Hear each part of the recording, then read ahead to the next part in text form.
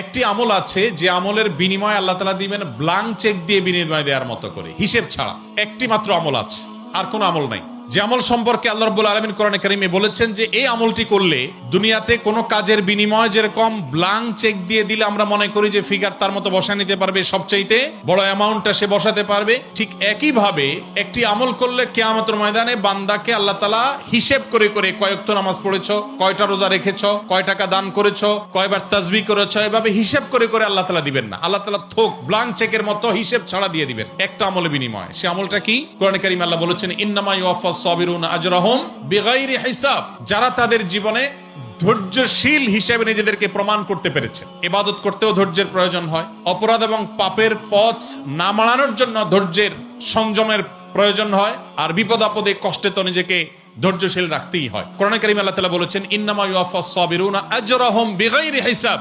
ধৈর্যশীলদের বিনিময় আল্লাহ তাআলা দিবেন হিসেব ছাড়া, ব্ল্যাঙ্ক চেকের মতো। নিজের জন্য খারাপ কিছু হলো, নিজের কোনো বিপদ হলো, আর তখন আমি মনে করলাম আল্লাহ আমাকেই বা কেন দিলেন? আল্লাহ আপনাকে ভালোবাসেন, সেজন্য আপনাকে তা দিয়েছেন। এটি আমার কথা নয়। নবী সাল্লাল্লাহু আলাইহি ওয়াসাল্লাম বলেছেন ইন্নাল্লাহা ইযা আহাব্বা কওমান ইবতালাহুম। আল্লাহ যখন কোন সম্প্রদায়কে, কোন মানুষকে ভালোবাসেন, তাকে পরীক্ষায় ফেলেন, তাকে বিপদে ফেলেন। এটা আল্লাহ সুবহানাহু ওয়া তাআলার সিস্টেম। যারা বিপদগ্রস্ত হয়ে আমরা মন খারাপ করি, তাদের জন্য এই সমস্ত হাদিসে রয়েছে সান্ত্বনা।